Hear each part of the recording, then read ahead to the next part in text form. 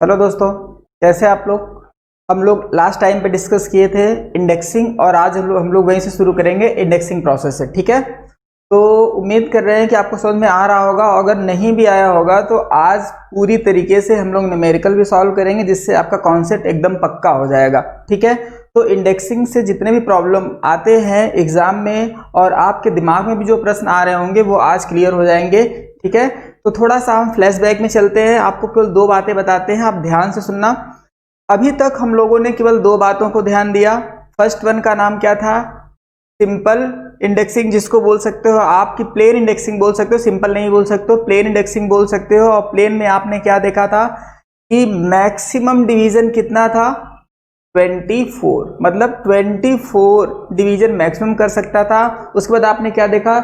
Universal dividing head देखा। क्या देखा? यूनिवर्सल डिवाइडिंग हेड देखा। इन दोनों के बारे में देखते हैं। पहले आपने इसको देखा, तो यह आपका यूनिवर्सल डिवाइडिंग हेड है। अगर मान लो आपका वर्कपीस यहाँ पे है, बहुत ध्यान से समझना।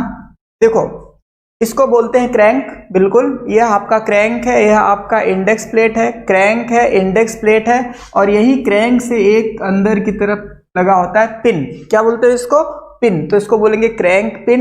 यह आपका क्रैंक है, यह आपका इंडेक्स प्लेट है, यह आपका क्रैंक का स्पिंडल है। अब देखो, जब आपने क्रैंक को एक रोटेशन दिया, जब आपने क्रैंक को पूरा एक रोटेशन दिया, तो आपका वर्कपीस अगर पूरा एक रोटेशन कर ले रहा है तो इसका मतलब क्या है? यह पूर्णतः कैसा इंडेक्सिंग है? प्लेन इंडेक्सिंग है, जहां पे क्रैंक का एक रोटेशन वर्कपीस के एक रोटेशन के बराबर है।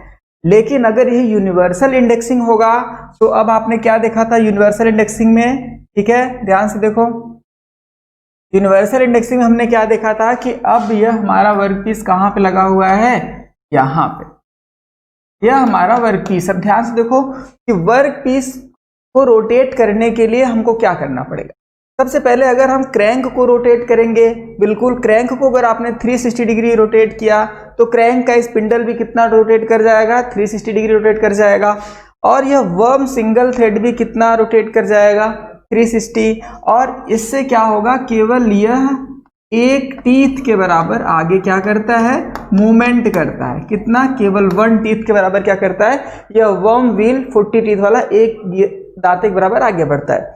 तो जब यह एक दांते के बराबर आगे बढ़ेगा तो वर्क पीस में भी जो मूवमेंट होगा वह भी कितना होगा? 1 टीथ के बराबर। इसीलिए हम इसको बोलते हैं कि क्रैंक को अगर पूरा 40 राउंड घुमाना पड़ेगा, मतलब कितना? 40 टाइम्स। अगर आपने क्रैंक को पूरा 40 टाइम्स घुमाया तो वर्क पीस पूरा एक रोटेशन कर लेगा। ठीक है, अगर आपको वर्क पीस को एक रोटेशन देना है तो आपको क्रैंक को कितने टाइम्स घुमाना पड़ेगा? 40 टाइम्स। जबकि थोड़ा सा पीछे आ जाओ, जबकि साधारण विभाजक शीर्ष में क्या था? क्रैंक के एक रोटेशन में वर्कपीस एक बार रोटेट कर जा रहा था। ओके, चलिए अब ध्यान से देखते हैं। हम लोग कहां तक थे लास्ट टाइम पे? आपने इसको पढ़ लिया था।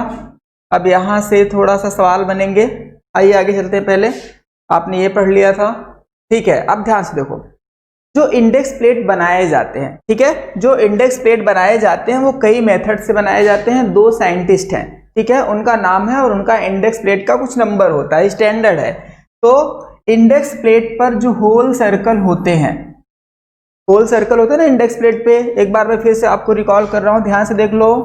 यह अगर आपका इंडेक्स प्लेट है बालक, ध्यान से देखो, यहाँ पे क्या है आपका? यहाँ पे आपका स्पिंडल लगेगा। तो अगर मान लो 1 2 1 2 1 एक, यहाँ पे मैं 3 होल सर्कल बना रहा हूं, ध्यान से देखते हैं।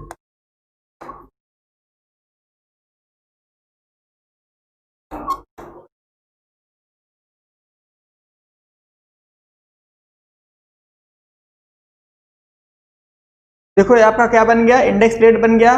देखो, अगर इस होल के इस सर्कल को हमने मिला दिया तो यह एक होल सर्कल हो गया। और इस होल सर्कल में कितने होल्स बने हैं वह डिसाइड करता है कौन? Brown and sharp method. फिर से देखो, आपने इन होल्स को मिलाते हुए एक सर्कल बना दिया, तो इसको क्या बोलेंगे? Whole circle. क्या बोलेंगे बालक? Whole circle. अगर आपने इसको मिला दिया तो यह भी एक टाइप का क्या हो गया? होल सर्कल हो गया। ठीक है, अब देखो, इंडेक्स प्लेट यही है आपका इंडेक्स प्लेट। इंडेक्स प्लेट पर होल सर्कल की संख्या और होल्स की संख्या निर्धारित करने के लिए कितने मेथड हैं? 2 मेथड है। होल सर्कल निर्धारित करने के लिए कितने मेथड है? 2। फर्स्ट वन को बोलते हैं ब्राउन एंड शार्प मेथड। क्या बोलेंगे बालक? Brown and sharp method. और सेकेंड वन को सिंसिनाटी एंड पार्किंसन, ठीक है, सिंसिनाटी और पार्किंसन मेथड बोलेंगे, फर्स्ट एंड सेकेंड। अब ध्यान से सुनो, एग्जाम का प्रश्न क्या हुआ है कि ब्राउन एंड शार्प की कितनी प्लेटें पाई जाती हैं? तो गिन लो। प्लेट नंबर 1, ध्यान से देखो, प्लेट नंबर 1, प्लेट नंबर 2 और प्लेट नंबर 3। तो ब्राउन एंड शार्प की कितनी प्लेटें हैं? Plate number 1, plate number 2 end plate number 3। अब इस प्लेट में कितने कितने होल्स बने हुए हैं? मान लो एक में कितना दे रखा है इन्होंने? 15, 16, 17, 18, 19, 20। इसका मतलब समझ पा रहे हो? इधर ध्यान से देखो, प्लेट नंबर 1 अगर ये होगा तो मान लो यहाँ पे कितना लिखा है? 15। इसका मतलब ये हम मान के चलते हैं कि यहाँ पे जो होल्स बने हुए हैं वो कितने हैं? 15। इसके ऊपर जो होल्स बने हुए हैं वो कितने हैं? टोटल 16। इसके ऊपर जो बने हुए वो कितने होंगे? 17। इसके ऊपर जो बने होंगे वो कितने होंगे? 18। इस तरीके से एक प्लेट में कितने होल सर्कल बने हुए हैं? 1, 2, 3, 4, 5 और 6। इसका मतलब है कि एक इंडेक्स प्लेट में कितने होल सर्कल बना के रखा है इन्होंने? 6। ठीक है, यह बात ध्यान से देखना। ठीक है, तो ब्राउन एंड शार्प मेथड में हम क्या करेंगे? ब्राउन एंड शार्प मेथड में कितनी प्लेट होती हैं? 3 प्लेट होती हैं। कितनी प्लेट होती हैं? 3। Plate number 1, plate number 2 end plate number 3।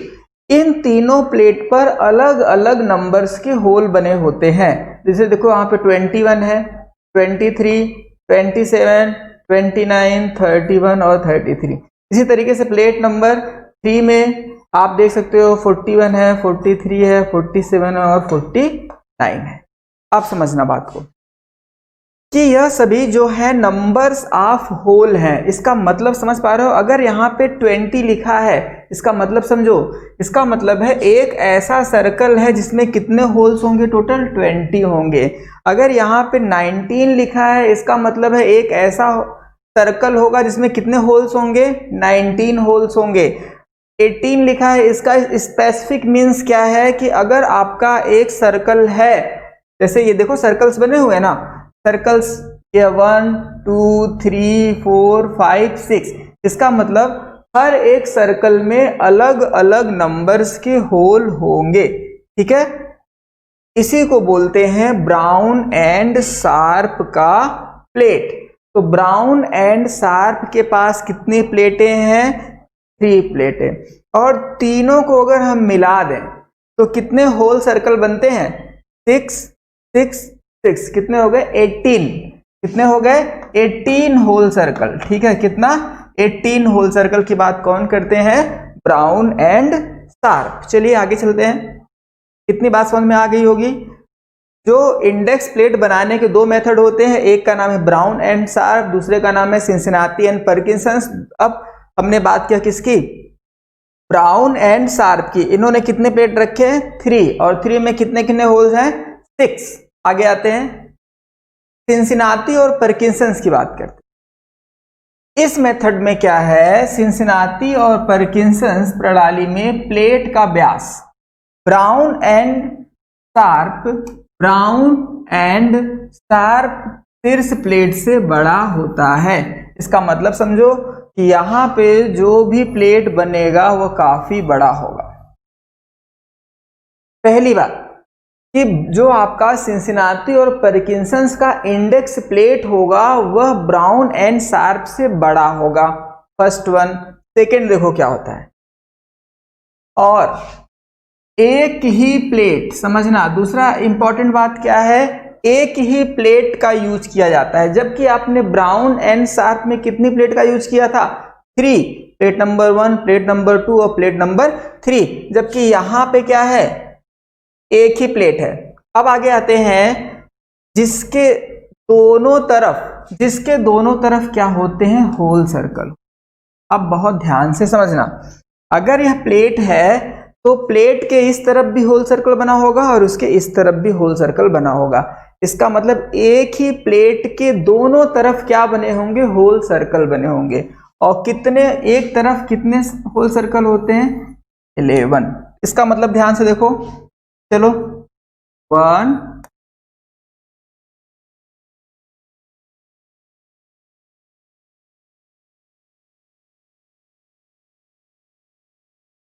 10 11, चलो मान लो 11।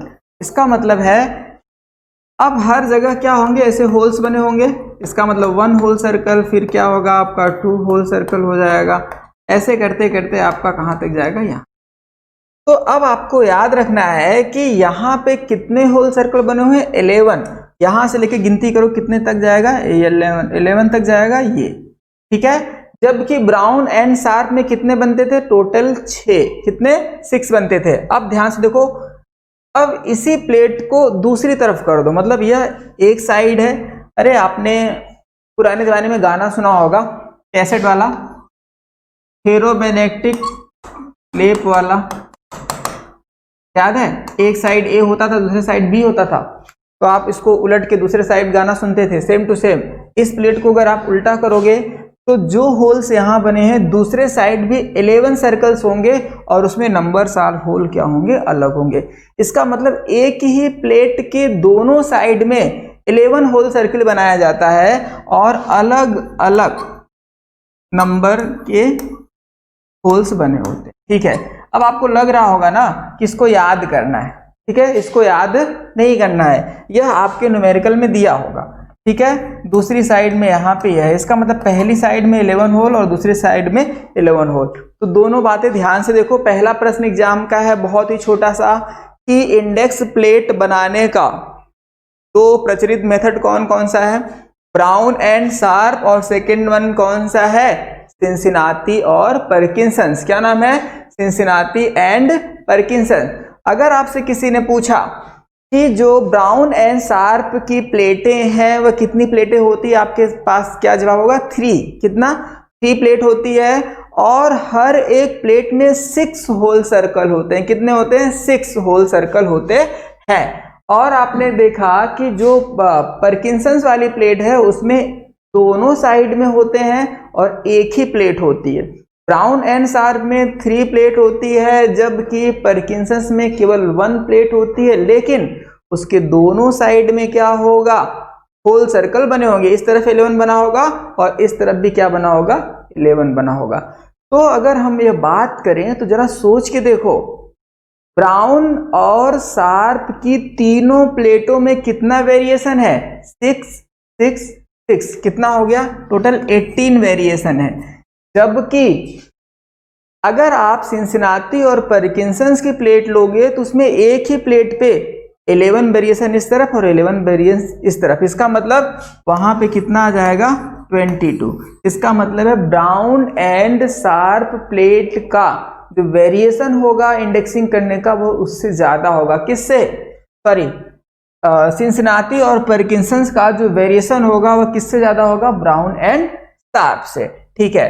अब बहुत बेसिक बात समझो, डायरेक्ट इंडेक्सिंग या रैपिड इंडेक्सिंग किसे, समझना बात को, डायरेक्ट इंडेक्सिंग या रैपिड, ठीक है। दोनों का मतलब एक ही है, जहां पे तेजी से करना होता है। ध्यान से देखो, this is the simplest method of indexing. Indexing का मतलब ही क्या है, किसी भी वर्क पीस को क्या करना है बालक, किसी भी वर्क पीस को इक्वली भागों में डिवाइड करना।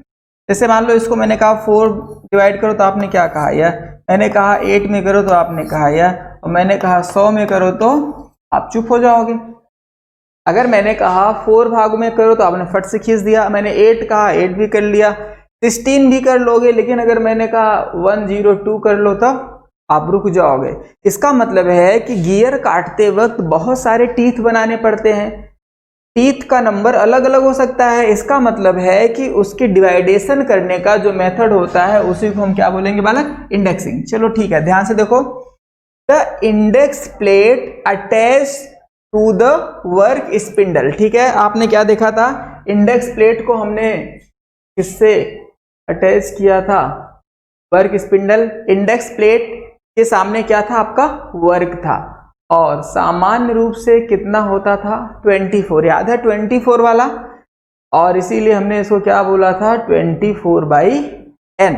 ठीक है, 24/n, और n क्या होता था, नंबर ऑफ डिवीजन स्क्वायर्स। ठीक है, इसका मतलब है कि आपको कितने डिवीजन करने हैं इस वर्क पीस पे, कितने डिवीजन करने हैं इस वर्क पीस पे, और डिसाइड करता था क्या, 24/n। यह एग्जाम में एक बार प्रश्न आया हुआ है कि 24/n का जो मेथड है वह किस इंडेक्सिंग में आता है, डायरेक्ट या रैपिड इंडेक्सिंग। डायरेक्ट या रैपिड इंडेक्सिंग में कौन सा मेथड आता है, 24/n। ठीक है, आगे चलो। जो हम लोग कंपाउंड वाला यूज करते हैं ना, कंपाउंड इंडेक्सिंग, उसको सिंपल इंडेक्सिंग भी कहा जाएगा। क्या कहा जाएगा, सिंपल इंडेक्सिंग। ध्यान से देखो, किसी वृत्ताकार वर्क की पेरीफेरी को, किसी वृत्ताकार वर्ग की पेरीफेरी को विभाजन कई इक्वल भागों में करने के लिए हम क्या यूज करते हैं, वर्म तथा वर्म व्हील। आपको याद नहीं हो तो थोड़ा सा पीछे आते हैं, ध्यान से देखो, worm and worm wheel, worm and worm wheel, worm and worm wheel. Worm wheel में कितने दांते हैं, 40, और वर्म क्या है, सिंगल थ्रेड है इसका, यहाँ पे केवल एक थ्रेड नहीं है। इसका मतलब समझो कि यह एक रोटेशन में इसको एक दांता आगे बढ़ाता है, इसीलिए इसको क्या बोला जाता है, वर्म सिंगल थ्रेड बोला जाता है। ठीक है, तो वर्म एंड वर्म व्हील दोनों को अपने दिमाग में फिट कर लो कि जो कह रहा है। फिर आगे आओ, यहाँ पे वर्म तथा वर्म व्हील की गतियों में एक निश्चित अनुपात होता है। क्रैंक का 40 रोटेशन, ठीक है, यह आप लिखोगे मेन स्पिंडल। ठीक है, मेन स्पिंडल, मेन स्पिंडल का एक चक्कर पूरा करता है। इसका मतलब समझो कि मेन स्पिंडल पे कौन बंधा हुआ है, वर्क पीस। अगर आप क्रैंक को 40 टाइम्स क्या करोगे, अगर आप क्रैंक को 40 टाइम्स रोटेट करोगे ना बालक, तो आपका वर्क पीस एक बार क्या करेगा, रोटेट। अब यह थोड़ा सा ऐकिक नियम है, देखो कैसे है लिखा हुआ है, बहुत अच्छा आपको समझ में आएगा, कुछ है नहीं इसमें। यदि कार्य को, यदि वर्क पीस की पेरीफेरी को n भागों में बांटना हो तो क्या, प्रत्येक भाग के लिए वर्क पीस को उसकी पेरीफेरी का 1/n भाग घुमाना पड़ेगा, और इसके लिए क्रैंक को कितना घुमाना पड़ेगा, 40/n। और स्पिंडल का एक चक्कर, मतलब वर्क पीस का एक चक्कर, यह स्पिंडल कौन सा स्पिंडल है बालक, मेन स्पिंडल है। कैसा स्पिंडल है, मेन। मेन स्पिंडल का देखो, मेन स्पिंडल क्या है ये भी देख लो, नहीं तो कंफ्यूज ना हो। देखो यहाँ पे एक है क्रैंक स्पिंडल, ठीक है, तो जब क्रैंक को एक बार घुमाते तो क्रैंक स्पिंडल तो एक बार घूम जाता है, लेकिन यह है मुख्य स्पिंडल। देखो यह है मुख्य स्पिंडल, जिसके ऊपर क्या लगा हुआ है, आपका वर्क पीस लगा। इसका मतलब है कि क्रैंक का एक रोटेशन से मुख्य स्पिंडल केवल एक दांते के बराबर आगे चलेगा, या हमने कहा कि इसको 40 बार घुमाओगे तो यह क्रैंक स्पिंडल तो 40 बार घूमेगा, लेकिन मुख्य स्पिंडल केवल एक बार घूमेगा। मतलब यह टोटल एक बार घूमने के लिए हमको इसको कितनी बार घुमाना पड़ेगा, 40 टाइम्स। आगे आओ, यहां पे देखो, मेन स्पिंडल का एक चक्कर करने के लिए क्रैंक को कितनी बार घुमाना पड़ेगा, 40 टाइम्स घुमाना पड़ेगा। फिर अगर स्पिंडल को 1/n चक्कर घुमाना है तो क्रैंक को कितना घुमाना पड़ेगा, 40/n। इसीलिए सिंपल इंडेक्सिंग को सिंपली क्या लिखते हैं, 40/n, जबकि 24/n किसको लिखेंगे बालक, दोनों एग्जाम के प्रश्न है बताओ। 24/n को क्या लिखेंगे, रैपिड इंडेक्सिंग, जबकि 40/n को क्या लिखेंगे, सिंपल इंडेक्सिंग। अब यहां पे एक छोटा सवाल है, ध्यान से देखो, ब्राउन एंड शार्प विभाजक शीर्ष पर आपको क्या करना है, इसको सॉल्व करना है। ओके, ठीक है, ध्यान से देखो, इन्होंने कहा है कि यह 14 है, यह 21 है, यह 26 है, यह 35 है, आपका यहाँ पे 54। इतने सवाल दिए गए हैं और इसमें आपको यह कहा गया है कि ब्राउन एंड शार्प का प्लेट यूज करना। किसका प्लेट यूज करना है? Brown and sharp. और ब्राउन एंड शार्प के पास कितनी प्लेटें हैं बालक? Plate number 1, plate number 2 end plate number 3, 3 प्लेटें हैं।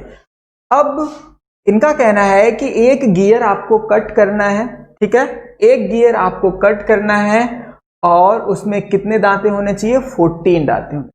दूसरा गियर आपको कट करना है, इसमें कितने दांते होने चाहिए? 21 दांते चाहिए।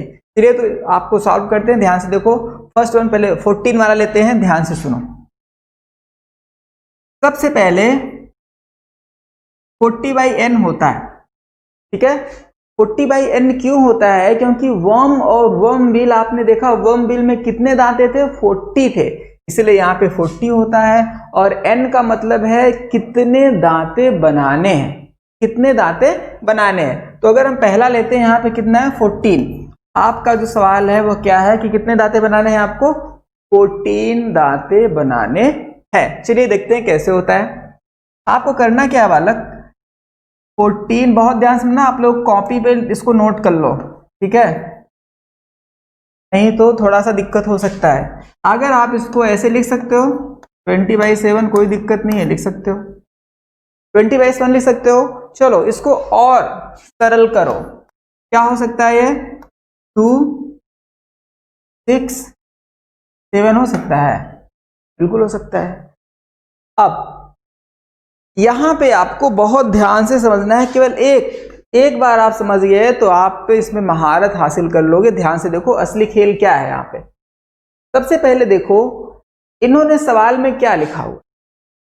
Brown and sharp. पहली बात ही क्या रखा है? Brown and sharp. चलिए अब आप ध्यान से देखो, यहां पे 6 है, यहां पे क्या है आपका? 7। तो हमको इस नीचे वाले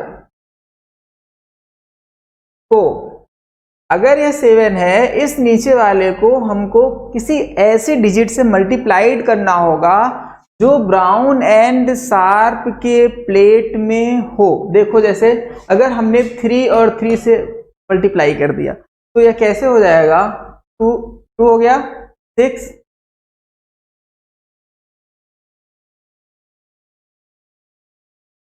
ऐसा कुछ बनेगा कि नहीं?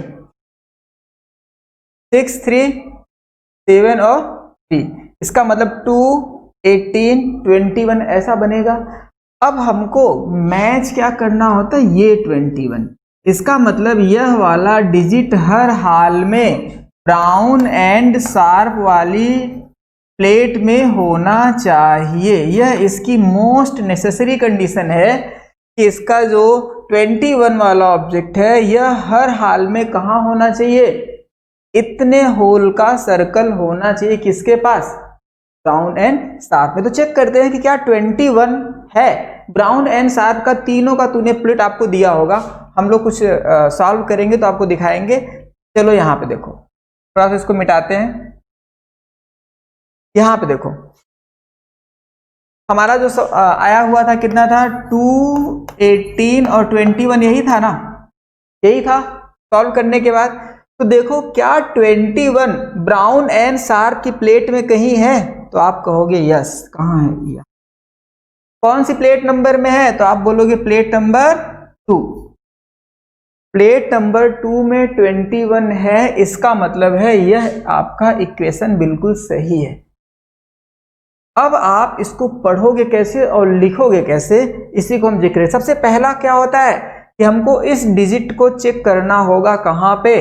प्लेट नंबर 1 में है कि नहीं, प्लेट नंबर 2 में है कि नहीं, प्लेट नंबर 3 में है कि नहीं। इसीलिए हमने मल्टीप्लाई किया था, किससे? 3 से। किससे मल्टीप्लाई किया था? 3 से। आप 2 से भी कर सकते हो, 2 से भी कर सकते हो, लेकिन कंडीशन क्या है? आप किसी भी नंबर से मल्टीप्लाइड करो, लेकिन वह नंबर हर हाल में उस प्लेट में होना चाहिए, ठीक है। अब इसका क्या टोटल कितना आ गया? आप बोलोगे 2, 18, 1। चलिए इसको लिखते हैं, कैसे वो दिखाते हैं, ध्यान से देखो। सबसे पहले आपने क्या किया बालक, 40 बाई कितना था, 14 था। आपने कितना किया था, 20 बाई 7। फिर आपने किया था 267। फिर आपने क्या किया था, 3 और 3 से मल्टीप्लाइड कर दिया था, तो जो चीजें बन के आई थी 2, 18 और 21।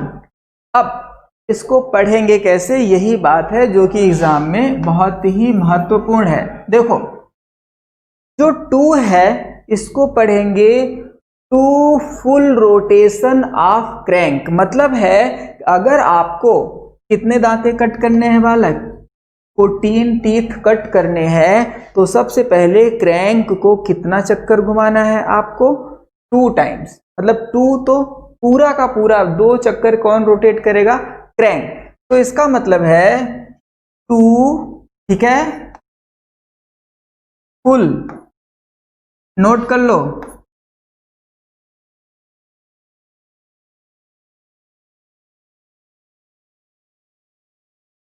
2 फुल रोटेशन ऑफ क्रैंक। ठीक है, 2 से क्या समझ में आया, 2 फुल रोटेशन ऑफ क्रैंक, या क्रैंक का 2 चक्कर, क्रैंक का 2 चक्कर आपने दे दिया।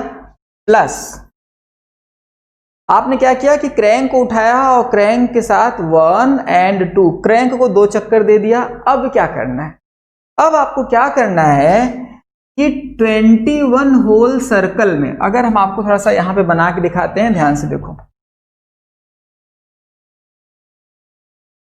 यह आपका इंडेक्स प्लेट है, मान लो यही है 21 होल वाला, केवल एक बना रहे हैं।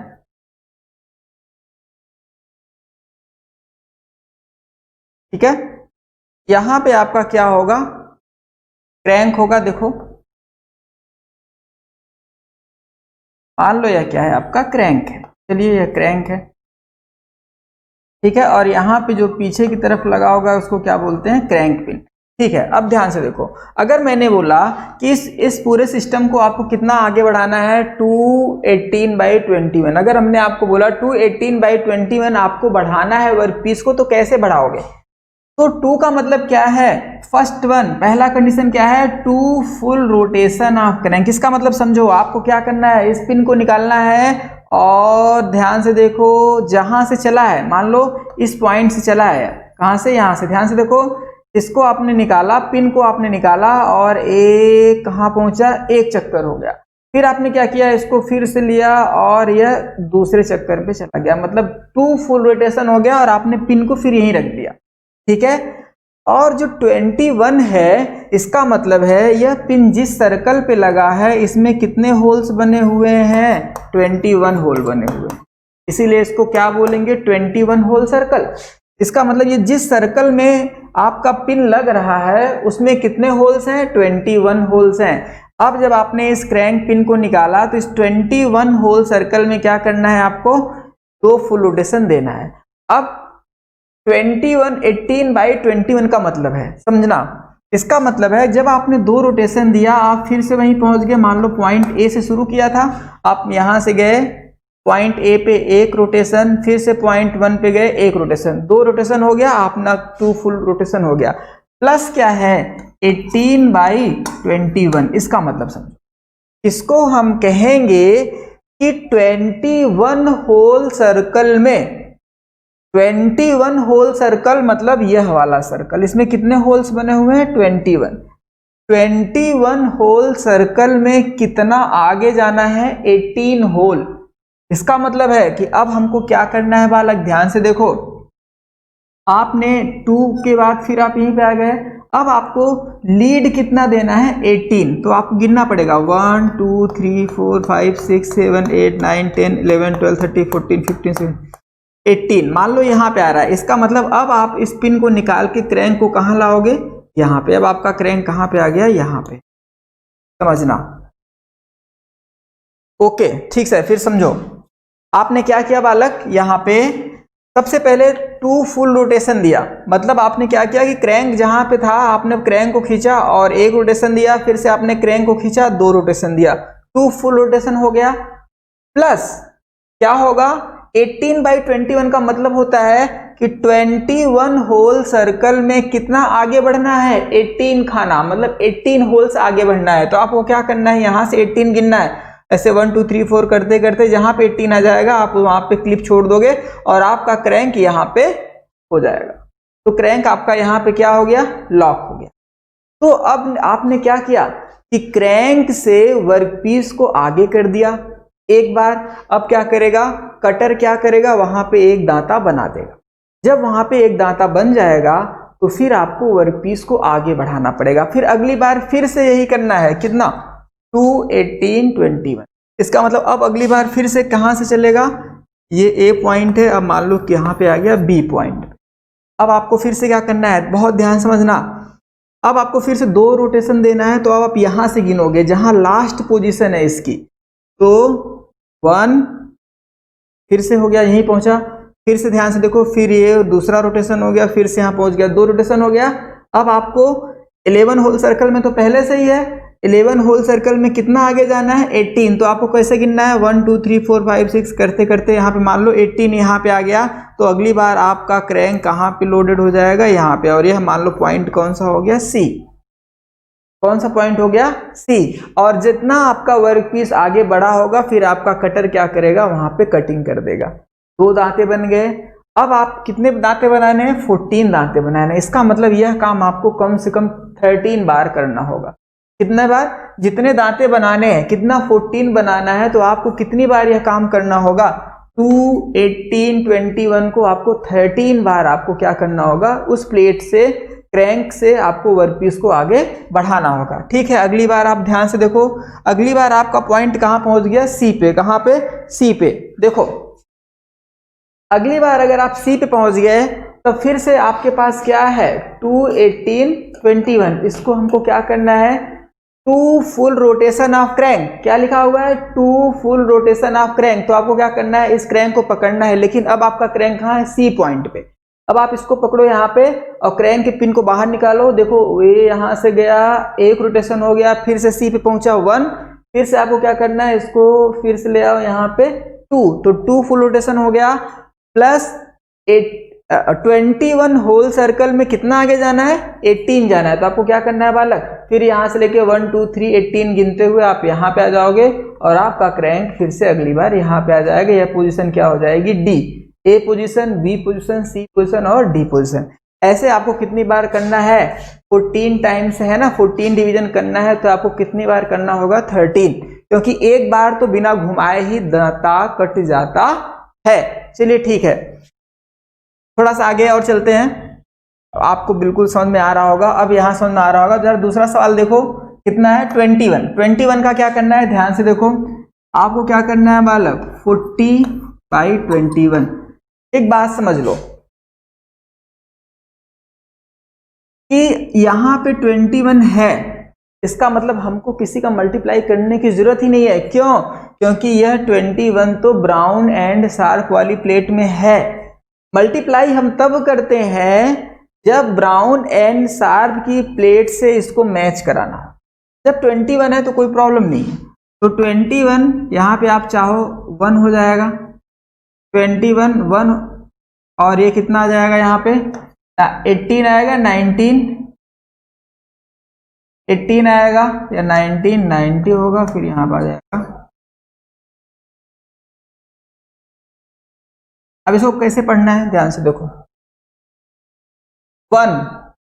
1 रोटेशन ऑफ क्रैंक, कैसे पढ़ोगे, 1 रोटेशन ऑफ क्रैंक, एक रोटेशन हो गया क्रैंक का, प्लस अब देखो आपको कितने दांते बनाने हैं गियर पे, 21। मतलब अब अगर आपका जो गियर बनेगा उस पे कितने दांते होंगे, लगभग कितने दांते होंगे, 21 दांते होंगे। ठीक है, 21 दांते होंगे। तो 21 दांते वाला अगर आपको गियर कट करना है तो आपको क्या करना है कि क्रैंक को कितना घुमाना है, ये क्रैंक का रोटेशन है, तो इसको हम क्या बोलेंगे, 1 फुल रोटेशन ऑफ क्रैंक। क्या बोलेंगे बालक, 1 फुल रोटेशन ऑफ क्रैंक। और इसको क्या बोलेंगे, 21 होल सर्कल में, 21 होल सर्कल में, 21 होल सर्कल में आपको कितना आगे जाना है, 19।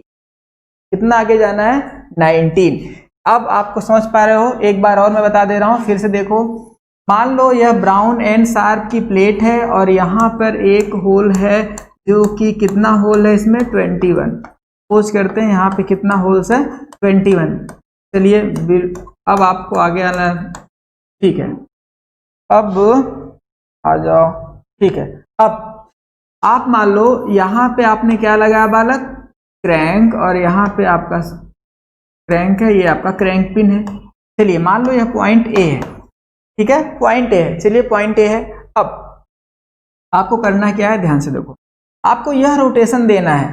जब आप इसको रोटेशन दोगे तो वर्कपीस भी रोटेट करता है आगे, ठीक है। तो आपको क्या है, 1 टोटल है। इसका मतलब सबसे पहले आप इस क्रैंक को निकालोगे और यहां से चलते हुए चलते हुए चलते हुए यहां पे फिर पहुंच जाओगे। इसका मतलब आपने पूरा एक रोटेशन दे दिया, यह ओके हो गया, ठीक है। आपने एक पूरा रोटेशन दे दिया और फिर ए से चले और ए पर पहुंच गए, एक पूरा रोटेशन हो गया। चलो ठीक है। अब रही बात किसकी, प्लस 19/21। इसका क्या मतलब है कि 21 होल सर्कल में कितना होल आगे जाना है, 19। 21 होल सर्कल में कितना आगे जाना है, 19। तो आप यहां पहुंच गए तो आप गिनती शुरू करो, 1 2 3 4 5 6 7 8 9 10 ऐसे करते। मान लो 19 यहाँ पे आ गया, तो अब आपका क्रैंक कहाँ पे आ गया, यहाँ पे। और जब आप यहाँ पे आओगे क्रैंक पिन को लॉक कर दो। अब आपका अगला पोजीशन कौन सा हो गया, बी। तो आप यहाँ पे आ गए, एक full rotation plus 21 whole circle में 19 आगे जाने के बाद अब आपका ओरिजिनल पोजीशन क्या हो गया, आप बी पे पहुंच गए, ठीक है। आपको कितने टीथ बनाने हैं, 21। तो इसका मतलब आपको यह प्रोसेस कितनी बार करना पड़ेगा, 20 बार, ठीक है। आपने एक बार रोटेशन दे दिया, ऐसे कितना करोगे, 19 टाइम्स और करोगे। बहुत मुश्किल है, बहुत बार, क्योंकि यह डिप्लोमा का सिलेबस में है, पढ़ा रहा हूं, नहीं तो इसको पढ़ाता ही नहीं। आगे आओ, ठीक है, क्योंकि यह अब यूज में नहीं है, ठीक है। अब आगे आते हैं, ध्यान से देखो होता क्या है, 20 हो गया। अब आपको फिर से ही रोटेशन देना है, एक बार और ध्यान से समझो, आपको फिर से ही रोटेशन देना है। आपको क्या करना है, फिर से इस पिन को खींचो और इस क्रैंक को पकड़ो। अब आपको क्या करना है, पूरा एक रोटेशन देना है, बी से शुरू किया, फिर कहां पहुंच गया, बी पे। इसका मतलब 1 फुल रोटेशन ऑफ क्रैंक हो गया। अब आपको क्या करना है, 21 होल सर्कल में कितना आगे जाना है बालक, 19। तो अब क्या करते हैं, यहां से फिर से आपको 19 गिनना है और 19 करने के बाद मान लो आप यहां पे पहुंच गए और आपका अगला पोजीशन क्या हो गया, सी। इसका मतलब अब अगली बार गिनती कहां से होगी, यहां से। ऐसे करते करते आप क्या करोगे, वर्क पीस की पेरिफेरी को 21 इक्वली भागों में डिवाइड कर दोगे और कटर का केवल और केवल काम क्या है, रोटेट कर रहा है, वो कट कर रहा है। और कटर क्या करेगा, उस एग्जैक्ट पॉइंट को कट कर देगा, ठीक है। आइए अब इसमें एक और इक्विपमेंट रहता है, मैं आपको उसको बताना चाहूंगा, ध्यान से देखो। हमने कहा 21 होल सर्कल में 19 होल आगे जाना है। 21 होल सर्कल में कितना आगे जाना है, 19 आगे जाना है। तो इसका मतलब ये है कि आप बार बार गिनती कर रहे हो, कि आपको 1 2 3 4 5 बार बार गिनती कर रहे हो। तो इन गिनती को बचने के लिए यहाँ पे लगाते हैं सेक्टर आर्म। क्या लगाते हैं बालक, सेक्टर आर्म लगाते हैं, ठीक है। सेक्टर आर्म, सेक्टर आर्म क्या होता है, एक टाइप के 2 स्ट्रिप होते हैं जो एक दूसरे के साथ क्या करते हैं, इस टाइप से खुलते हैं और बंद होते हैं।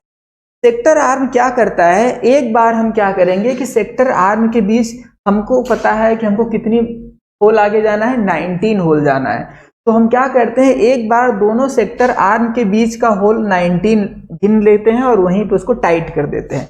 तो इससे क्या होगा कि जब आप 19 गिनना होगा तो इस सेक्टर आर्म को आप शिफ्ट कर करके हर बार 19 होल आगे देख सकते हो। इसका मतलब जो बार बार 19 होल गिनने का प्रॉब्लम होगा वो नहीं होगा। इसीलिए सेक्टर आर्म का यूज किया जाता है कि आप जो बार बार 19 होल गिन रहे हो वह बार बार गिनने की जरूरत ना पड़े, ठीक है।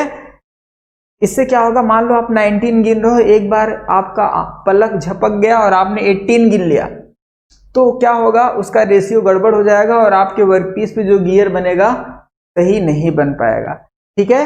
अगर आपके सभी दांतों की चौड़ाई एक ही यूनिफॉर्म में चाहिए तो आपको क्या करना होगा, सेक्टर आर्म का यूज करना होगा। तो सेक्टर आर्म किसके ऊपर लगा होता है, इंडेक्स प्लेट के ऊपर लगा होता है। अगला सवाल देखो आप, कितना है 26, कितना है बालक 26, ठीक है, कितना है 26। आइए तो देखते हैं 26 बालक देखते हैं और उसके बाद बाकी आप लगाओगे।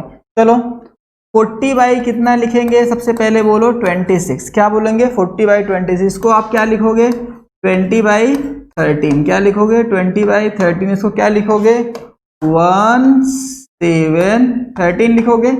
अब क्या करना होता है, ऊपर और नीचे किसी ऐसी संख्या से गुणा करना होता है कि जो कि इस डिजिट को ब्राउन एंड शार्प की प्लेट से मैच करा दे। मान लो हमने किससे कर दिया 3 से कर दिया, तो क्या होगा 1 21 39 यही होगा।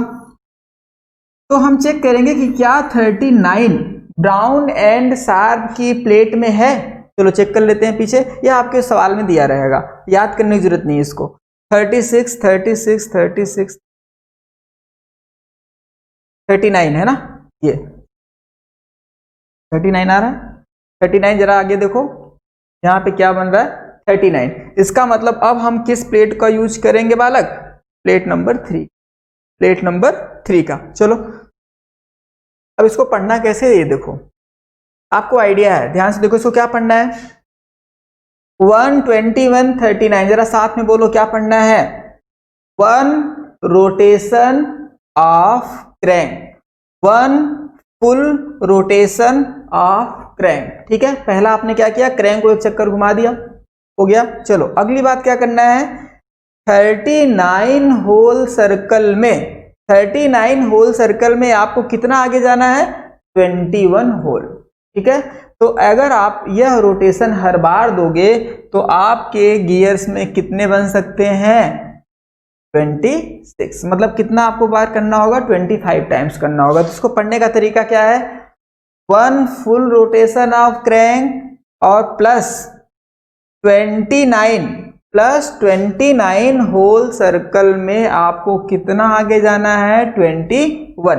चलिए आगे चलते हैं, यहाँ पे क्या है 26, कितना है 26। आइए 26 हो गया, अब आप देखते हो 35 को, कितना देखोगे 35 को। चलिए 35 देखो, तुम लोग खुद से करो, अगर आप इससे ऐसे कर सकते हो 5 से डिवाइड करके, चलो आप इसको ऐसे भी कर सकते हो 117 कर सकते हो। ठीक है, अब अगर आप यहाँ पे 3 और 3 का मल्टीप्लाइड कर दोगे तो क्या बन जाएगा 1321। तो यह देखो 21 मैच कर गया ना ब्राउन शार्प से। तो कैसे पढ़ोगे, तो कैसे पढ़ना है, क्रैंक का एक रोटेशन, क्या पढ़ोगे बालक, क्रैंक का एक रोटेशन प्लस 21 होल सर्कल में आपको जाना कितना है 3 होल आगे जाना है। क्रैंक का 1 रोटेशन प्लस 21 होल सर्कल में कितना आपको आगे जाना है 3 होल आपको क्या करना है आगे जाना है। और ऐसे आपको कितनी बार करना होगा 34 टाइम्स। 34 टाइम्स अगर आप ये मोशन दोगे तो आपका क्या बन जाएगा, एक पूरी तरीके से 35 टीथ वाला क्या बन जाएगा, गियर बन जाएगा। आगे आओ, यहाँ पे और कौन सा है 54, 14 हो गया, 21 हो गया, 26 हो गया, 35 हो गया और हमारे पास क्या है 54। चलो 54 को देखते हैं, 40 बाई 54। अगर आप इसको सॉल्व करो 2 से, यहाँ पे 20 आ गया, यहाँ पे क्या आ गया 27। तो क्या 20, अब देखो आपको लग रहा होगा कि ऊपर 40 है यहाँ पे 54 है, तो ऐसा नहीं होगा। अगर आप इसको सॉल्व कर पा रहे हो कुछ इस फॉर्म में, अगर आपने इसको ऐसे सॉल्व कर लिया और अगर आपके पास यहाँ पे क्या मिल गया, ब्राउन एंड शार्प में बना हुआ होल सर्कल मैच कर गया 27। देखो जरा पीछे है क्या 27 है कि नहीं, 27 देखो दिख रहा है ना, ये 27 है ना। प्लेट नंबर कौन सी है 2, तो इसमें वह डिजिट होनी चाहिए, यह मैंडेटरी है। अब आते हैं आगे, तो यहाँ पे आओ 27 है, तो अब देखो यहाँ पे कोई भी फुल रोटेशन नहीं है। यहाँ पे क्या 1 लिखा है क्या या 2 लिखा है क्या? नहीं, केवल आपके पास कितना है बालक? 27, 20/20। अब यहाँ पे कैसे पढ़ना है? यहाँ पे पढ़ना नहीं है, यहाँ पे समझो। यहाँ पे केवल आपको क्रैंक को कितना आगे ले जाना है हर बार? वर्क पीस 27 होल सर्कल में, 27 होल सर्कल में कितना होल आगे जाना है? 20 होल। बस क्रैंक का एक रोटेशन होगा ही नहीं। केवल क्या करना है कि 27 होल सर्कल में, 27 होल सर्कल में लीड कितना देना है? 20 का। आपको लिखना है 27 होल सर्कल में आपको जो लीड देना है वह देना है कितना? 20। क्या करना है आपको? 27 होल सर्कल में आपको कितना खाने आगे बढ़ना है? 20 खाने। तो आपका कितने गियर्स बन जाएंगे? कितने दांतों वाले गियर्स बन जाएंगे? 54। ठीक है। अगर आप थोड़ा सा ध्यान दे पा रहे हो तो जरा सोचो कि जब 14 टीथ था, ठीक है, उसके बाद कौन था? 21 टीथ था, फिर आपने क्या देखा? 26 था, 6 था, फिर आपने क्या देखा? 35 था, फिर आपने क्या देखा? 35 के बाद 34। जब कम टीथ थे तो आपको क्रैंक को ज्यादा घुमाना पड़ता था। मतलब यह है कि क्रैंक जब ज्यादा घुमाओगे तो वर्कपीस में डिस्प्लेसमेंट ज्यादा होगा, और जब वर्कपीस में डिस्प्लेसमेंट ज्यादा होगा तो जो दांतें बनेंगे वो दूर दूर बनेंगे। इसका मतलब है जैसे जैसे नंबर ऑफ टीथ कम हो ज्यादा होते जा रहे हैं, आप क्रैंक का रोटेशन कम करते जा रहे हो। क्यों? क्योंकि क्रैंक अगर आप ज्यादा चलाते हो तो वर्कपीस ज्यादा ट्रेवल कर जाएगा, और क्रैंक को अगर आप धीरे धीरे कुछ खाने आगे बढ़ाते हो तो आपका वर्कपीस थोड़ा थोड़ा आगे जाएगा। तो अगर आपको ज्यादा दांते बनाने हैं तो आप समझ पा रहे हो कि हमेशा देखो क्रैंक को कम रोटेशन देना पड़ा। यहाँ देखो कोई एक फुल रोटेशन है ही नहीं, यहाँ पे केवल क्या है? 27 होल सर्कल में कितना आगे जाना है आपको? 20। कितना जाना है आपको? 20। चलो आगे एक लास्ट और है, उसको भी कर लेते हैं। यहाँ पे आ जाओ, ये कितना है? 75। देखो 40/75 है, 40/75। इसको क्या करोगे?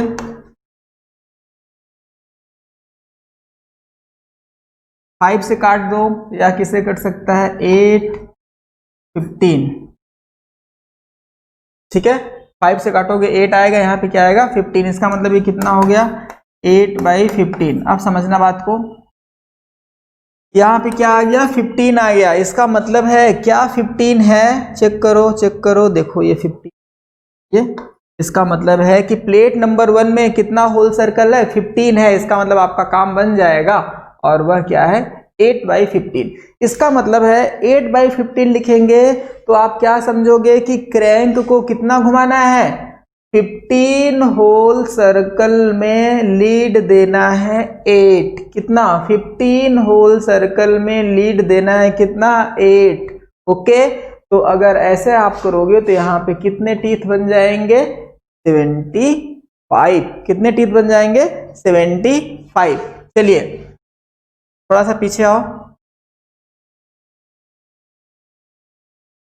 एक लास्ट टाइम आपको बोलना है हमारे साथ, ध्यान से देखो।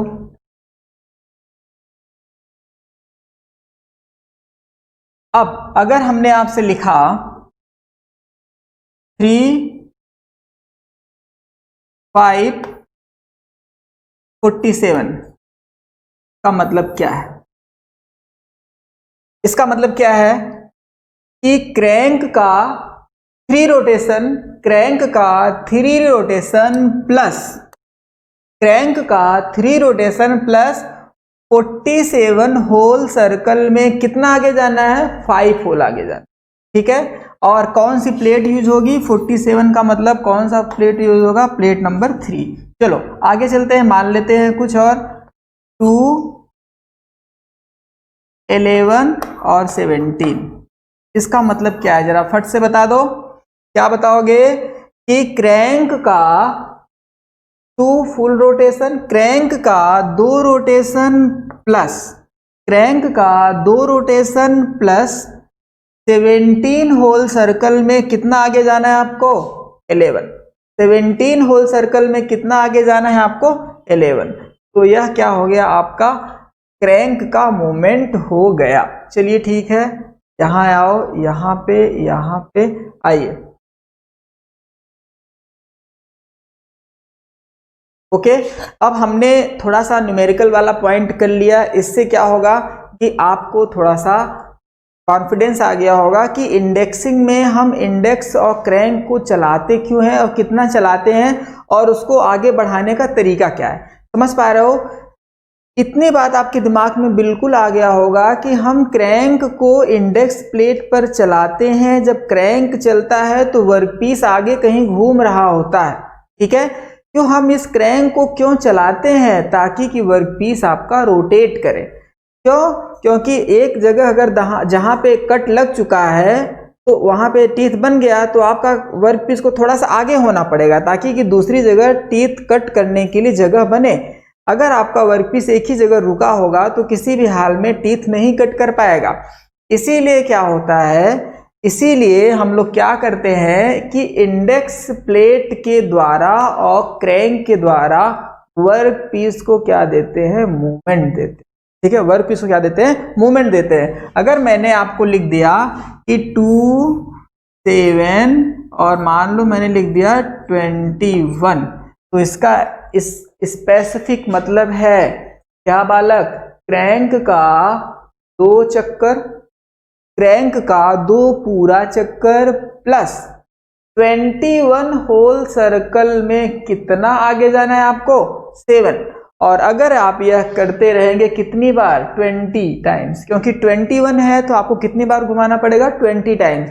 और अगर आपने 20 टाइम्स कर दिया तो क्या होगा? आपके पेरीफेरी पे इक्वली भागों में गियर बन जाएगा, दांते बन जाएंगे। और यह पूरा का पूरा सिस्टम क्या कहलाता है? क्या कहलाएगा? इंडेक्सिंग। कौन सा इंडेक्सिंग? सिंपल इंडेक्सिंग, ठीक है। क्या कहलाएगा? Simple indexing. चलिए, अब जो हम आपको बताने जा रहे हैं वह थोड़ा सा क्लिष्ट है। क्लिष्ट इसलिए है क्योंकि यहां से यह आउटडेटेड हो चुका है, कंपाउंड इंडेक्स, ठीक है। कंपाउंड इंडेक्सिंग जटिल क्यों है मैं आपको बता रहा हूं। देखो, होता क्या है कि अभी आपने जितने भी नंबर के टीथ काटे, जब आपने इसको सॉल्व किया तो आपके पास कम से कम वह नंबर ऑफ होल्स मिल गए थे जो ब्राउन एंड शार्प की प्लेट में थे। लेकिन होता क्या है कि यह क्रिया ऐसी संख्याओं के विभाजन के लिए प्रयोग किया जाता है जिसका सिंपल इंडेक्सिंग से डिवाइडेशन करना मुश्किल होता है या नहीं हो सकता, बिल्कुल नहीं हो सकता। जैसे मान लो 63 और मान लो 153 आदि, ये ऐसी संख्याएं हैं जो 60 से अधिक हैं और ऑड है, ठीक है। अगर हमने कहा कि 40/63 करो, पहली बात तो ये कटेगा नहीं, कट पा रहा है? नहीं कट पा रहा है। और दूसरी बात ऐसा है कि इस सिस्टम को हम किसी भी तरीके से मूवमेंट दे ही नहीं सकते। क्यों? इसको हम कैसे पढ़ सकते हैं कि 63 होल सर्कल में लीड कितना? 40, ठीक है। आप देख पा रहे हो, यहां पे आओ, यहां पे कहीं है 63? कहीं नहीं है। इसका मतलब है मामला कुछ गड़बड़ है। तो अब 40/63 ऐसा डिजिट हो जाता है जो कि सिंपल इंडेक्सिंग मेथड से काम में नहीं आता। तो इस सिंपल इंडेक्सिंग मेथड को बदल दिया इसमें कंपाउंड इंडेक्सिंग, ठीक है। आइए, कंपाउंड इंडेक्सिंग ज्यादा आसान नहीं है, इसलिए मैं आपको बताऊं। देखो होता क्या है, इसको पढ़ने से पहले हम आपको बता दें इसकी डिफिकल्टी क्या है। देखो, 40/n इज इक्वल टू, इसको लिखा क्या जाता है? n1/n1 प्लस माइनस n2/n2, ठीक है। इसको यह लिखा जाता है, यह फॉर्मूला एग्जाम में आया हुआ है, ठीक है। ये फॉर्मूला एग्जाम में आया हुआ है, n1/n1 प्लस माइनस n2/n2। इसका मतलब क्या है मैं आपको बताऊं। अगर हमने आपसे कहा कि आपको 63 टीथ बनाने हैं तो आप क्या बोलोगे कि 40/n, मतलब आप कितना हो जाएगा यह 40/60। तो अब होता क्या है कि 40/63 को ऐसे फ्रैक्शन में आपको कन्वर्ट करना है, मतलब इसको आपको दो ऐसे फ्रैक्शन, दो ऐसे भिन्न में तोड़ना है जो कि या तो जोड़ने पर या तो घटाने पर इसके बराबर आ जाए। बात समझो, 40/63 को ऐसे दो फ्रैक्शन में तोड़ना है जो जोड़ने या घटाने पर यह आ जाए। ठीक है, पहली बात। चलो अब अगर हम इसको लिखते हैं तो आप कैसे लिख पाओगे 40/63 को, जरा करके देखो। 40/63 को ऐसे फ्रैक्शन में कन्वर्ट करो जो जोड़ने या घटाने पर यही आ जाए, तो यह आएगा 20/7 माइनस 20/9। देखो कैसे, अगर आप इसका एलसीएम लोगे 63 आया 180, 140, 40/63 आ गया कि नहीं। इसका मतलब है कि हम इसको इस तरीके से लिख सकते हैं। आपने क्या किया कि 40/63 को दो फ्रैक्शन में कन्वर्ट कर दिया, दो फ्रैक्शन में कन्वर्ट कर दिया, इन दो फ्रैक्शन में कन्वर्ट कर दिया, और इन दोनों फ्रैक्शन को या तो प्लस करके या तो माइनस करके यह आना चाहिए। अब देखो क्या करते हैं, कितनी बात होगी आप इसको नोट कर लो, बहुत ही क्लिष्ट है, इसीलिए आउटडेटेड है। 40/63 था, आपने क्या किया बालक 9 कितना था 20/7 माइनस 20/9। ठीक है, अब ध्यान से देखो, अगर आपके पास फॉर्मूला था तो n1/n1 प्लस माइनस n2/n2 था, मतलब इसकी जगह ये था। ठीक है, अब हम क्या करते हैं, दो मूवमेंट देखते हैं। सबसे पहले ध्यान से देखो, कितने मूवमेंट देखते हैं, 2 मूवमेंट्स देखते हैं। सबसे पहले हम इसको रोटेट करेंगे और फिर दूसरी बार इसको। ठीक है, अगर मान लो यह होता यह कितना है 20/7। 20/7 को हम क्या लिख सकते थे, बोलो 2 6 7 ऐसे लिख सकते थे, 2 6 7 लिख सकते थे। अब आपको मल्टीप्लाइड करना है मान लो 3 से, तो आप क्या लिख सकते थे इसको 2 18 और 21, और देखो 21 होल सर्कल आपको मिल गया, 21 होल सर्कल आपको मिल गया। अब आप इधर आओ, इसको सॉल्व करो। देखो हम क्या कर रहे हैं, इसको अलग और इसको अलग। आपने इस डिजिट को दो फ्रैक्शन में तोड़ लिया, इस डिजिट को आपने दो फ्रैक्शन में तोड़ लिया, इसको आपने इस तरफ लिखा। देखो 20/7 को आप क्या लिख सकते हो 2 6 7 लिख सकते हो। आप ऊपर नीचे 3 का मल्टीप्लाइड कर दो। क्यों कर रहे हैं, ताकि कि यह ब्राउन एंड शार्प में आ जाए। देख रहे हो 21 आ रहा है, कोई दिक्कत नहीं, आगे बढ़ो। अब अगर यह 20/9 है, इसको आप क्या लिखोगे 2 1 2 2, फिर आ गया 9। फिर आपको यहाँ पे अगर इससे मल्टीप्लाई कर दें, जरा प्लेट देख लो, प्लेट देख के आपको मिलाना पड़ेगा। ठीक है, ठीक है, इधर आओ। अब आप यहाँ पे क्या करना है 3 और 3 से मल्टीप्लाइड कर दो, फिर से क्या आ जाएगा 2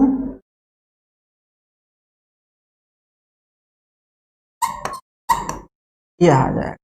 तो एक मोमेंट क्या बन गया 2 18 21 और दूसरा क्या बन गया 2 6 27। ठीक है, अब देखो, तो अब आपको क्या करना है, दो मूवमेंट देने हैं, first one and second one. तो पहले आपने फर्स्ट वन को किसमें कन्वर्ट किया, ध्यान से देखो 2 18। अब इसको हम कैसे पढ़ेंगे, क्रैंक का 2 फुल रोटेशन 21 होल सर्कल में कितना आगे जाना है आपको 18 जाना है। ठीक है। अब हमने आपको एक बात बताया था कि जब क्रैंक को घुमाते हैं तो केवल क्रैंक घूमता है, इंडेक्स प्लेट नहीं घूमती। इंडेक्स प्लेट तो वैसे ही रुकी रहती है, तभी तो ए पॉइंट एकदम फिक्स था। क्रैंक को जब आप घुमाते हो तो इंडेक्स प्लेट नहीं घूमती, केवल क्रैंक घूमती।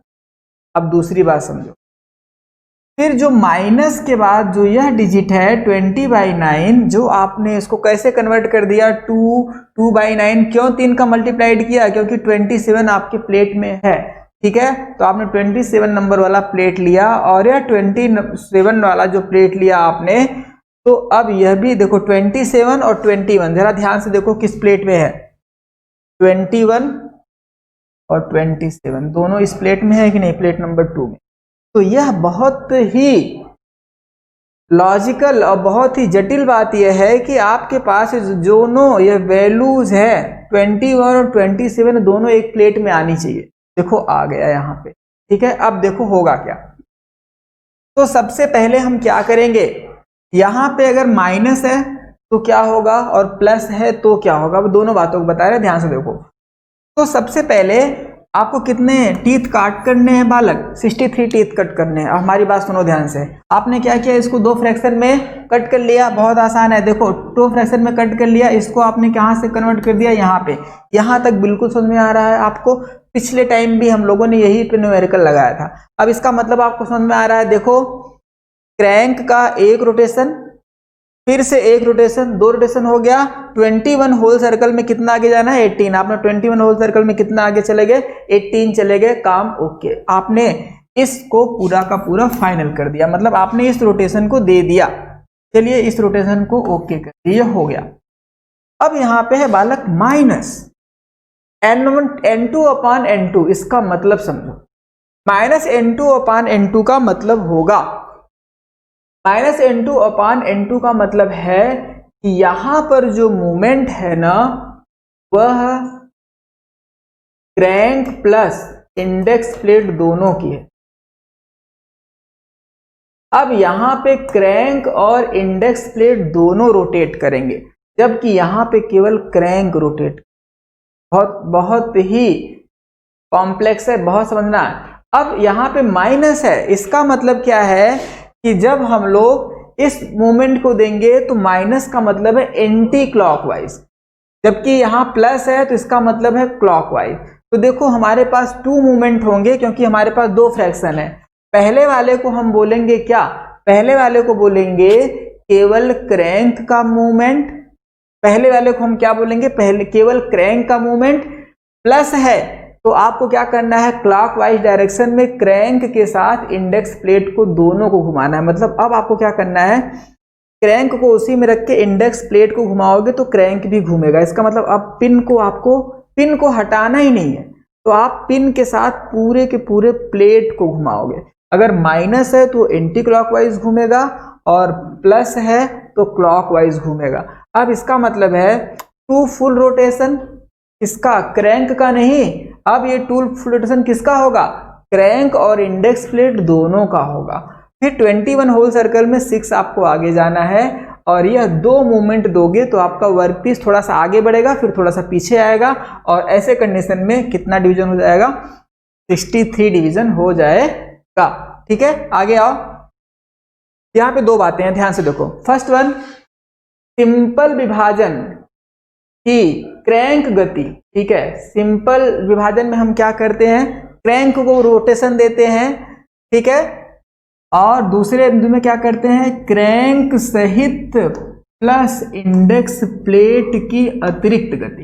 देखो 2 बातें हैं यहाँ पे पहले में हम क्या देंगे, केवल क्रैंक को मूवमेंट देंगे, दूसरे में क्रैंक सहित इंडेक्स प्लेट को भी घुमाएंगे। तो 2 मूवमेंट देते हैं, किसमें, कंपाउंड इंडेक्सिंग में। किसमें, कंपाउंड इंडेक्सिंग में। इसीलिए मामला बहुत ही टिपिकल हो जाता है। देखो कैसे, अब उपरोक्त गति को क्रैंक गति में जोड़कर या घटाकर प्राप्त करते हैं, इसीलिए यहाँ पे क्या लिखा गया है बालक, प्लस और माइनस। क्या लिखा गया है, प्लस और माइनस।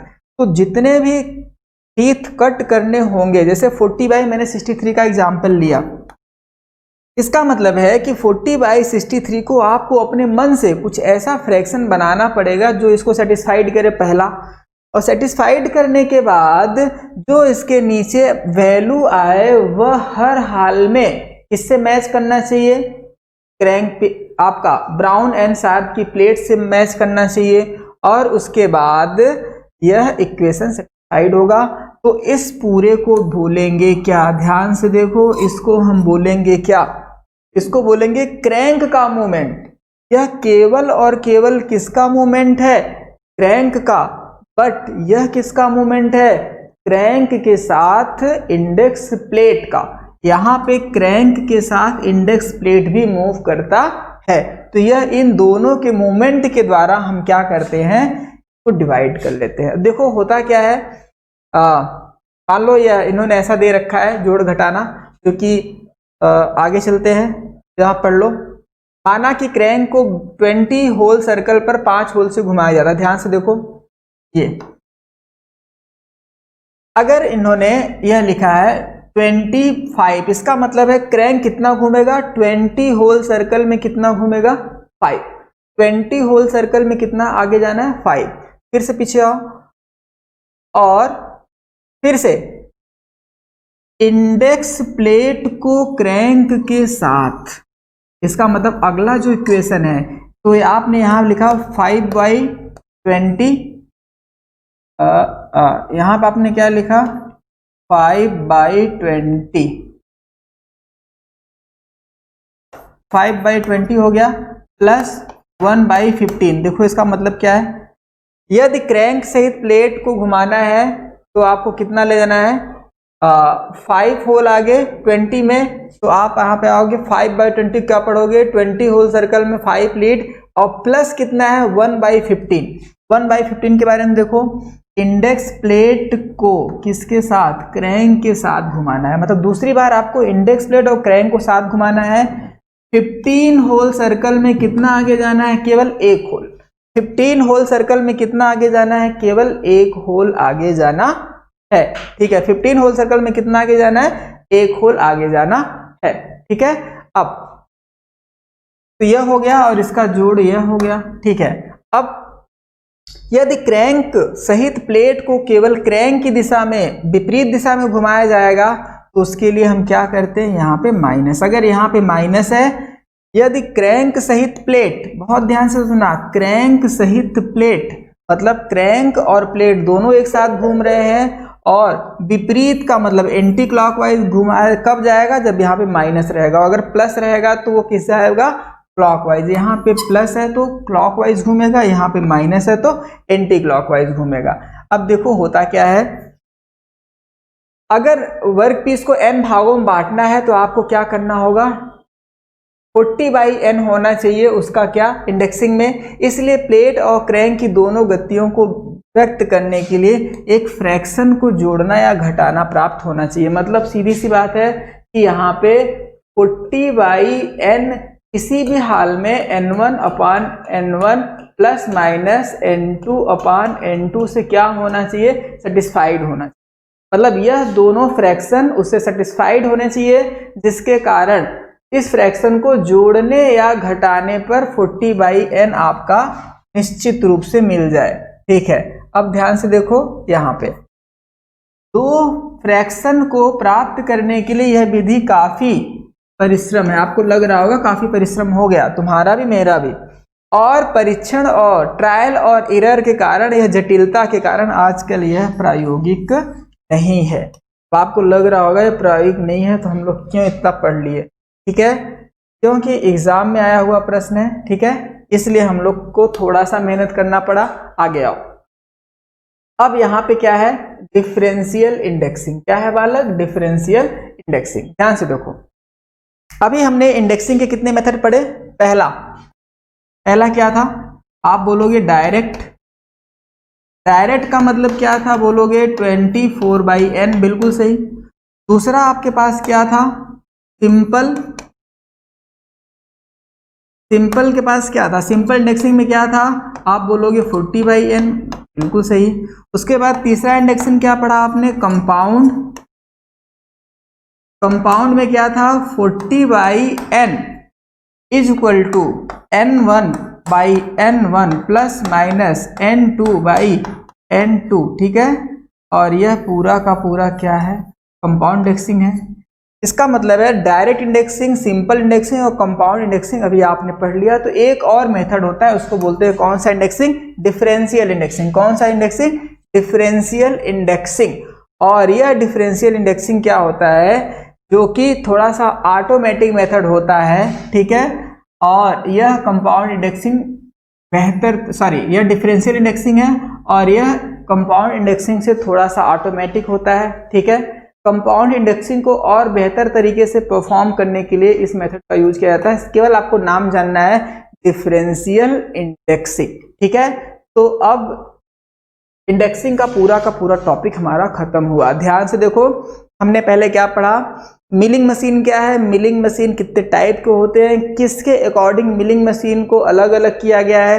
फिर आपने देखा अप मिलिंग क्या होता है, डाउन मिलिंग क्या होता है। अप मिलिंग, डाउन मिलिंग के बाद आपने क्या देखा, मिलिंग मशीन के ऑपरेशन।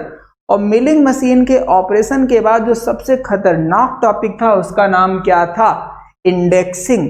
और इंडेक्सिंग आसान भी है, आपको पता चल गया होगा। अब अगर मैं लिखता हूं 2121, इसका मतलब क्या है, क्रैंक का 2 रोटेशन 21 होल सर्कल में लीड कितना देना है, 1 देना है। तो इसी तरीके से आपने देखा इंडेक्सिंग के 4 मेथड हुए, डायरेक्ट इंडेक्सिंग हुआ, सिंपल इंडेक्सिंग हुआ, कंपाउंड इंडेक्सिंग हुआ और डिफरेंशियल इंडेक्सिंग हुआ, ठीक है। तो इन तरीकों से यह 4 तरीके के इंडेक्सिंग होते हैं। इंडेक्सिंग का टोटल मतलब क्या है, वर्क पीस की पेरिफेरी को इक्वली भागों में डिवाइड कर देना, ठीक है।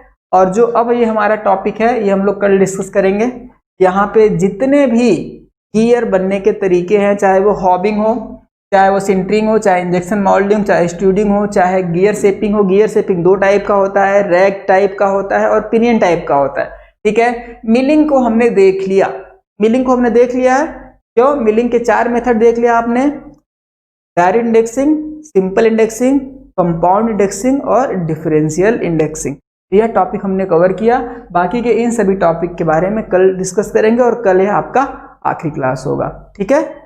चलिए, थैंक यू।